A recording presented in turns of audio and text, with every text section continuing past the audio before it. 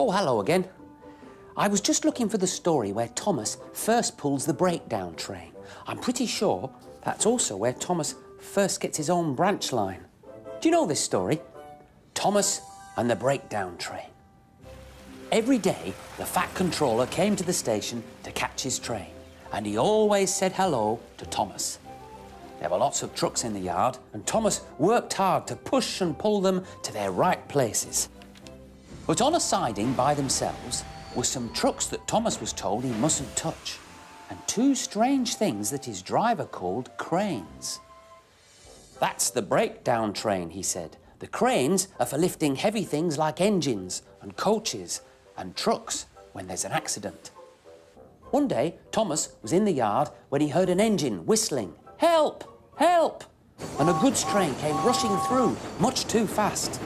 It was a new engine called James, and he was frightened. His brake blocks were on fire, and sparks streamed out on each side. On, laughed the trucks, and poor James disappeared under a bridge. Oh my, that sounds dangerous. A bell rang in the signal box, and a man came running.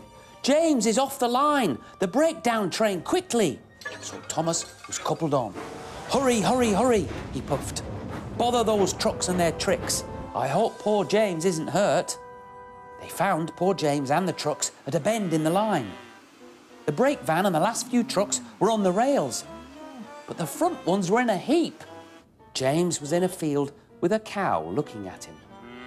"Never mind, James," said his driver. "It wasn't your fault. It was those wooden brakes they gave you. We always said they were no good." Wooden brakes. Dear, oh dear. Thomas pushed the breakdown train alongside. Then he pulled the unhurt trucks out of the way. "Oh dear, they groaned. "Serves you right," puffed Thomas crossly. Then, with the two cranes, they put James back on the rails. James tried to move, but he couldn't. So Thomas helped him back to the shed. The Fat Controller was very pleased with Thomas. "You are a really useful engine," he said kindly. "James shall have some proper brakes and a new coat of paint. And you, Thomas, shall have a branch line all to yourself." What did I tell you? That's when Thomas first got his branch line.